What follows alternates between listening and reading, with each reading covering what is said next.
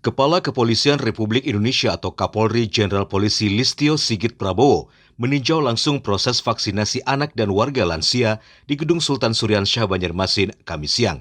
Didampingi Kapolda Kalsel Irjen Pol Rikwanto dan Rem 101 Antasari Kolonel Infantri Rudi Purwito dan Gubernur Sabri Nur, Kapolri memantau langsung proses vaksinasi yang digelar sejak Kamis pagi. Gerakan vaksinasi presisi Polri ini menargetkan 3.000 anak dan lansia dengan harapan mampu menekan angka penyebaran COVID-19 yang saat ini mulai kembali meningkat khususnya di kota Banjarmasin. Kapolri menghimbau kepada masyarakat khususnya lansia untuk segera bervaksin karena kelompok tersebut dinilai rentan terhadap virus. Alhamdulillah hari ini di lokasi ini dilaksanakan vaksinasi 3.000 dan tadi saya tanyakan ke Pak Kapolda secara serentak di seluruh wilayah Kalimantan Selatan hari ini targetnya kurang lebih 21.000.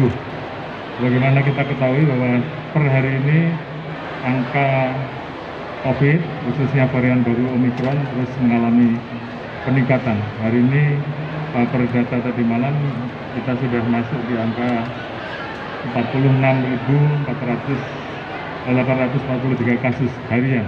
Ini yang selalu kita ingatkan, tolong ingatkan keluarga kita, tetangga kita, bagi yang memiliki masyarakat yang usia lansia untuk segera dilaksanakan vaksinasi. Karena dari pengecekan di lapangan banyak juga yang masih belum vaksin.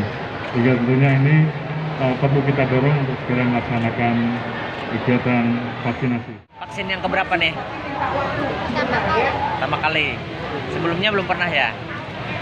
Kenapa nih jadi mau bervaksin nih? Supaya melindungi tubuh dari virus.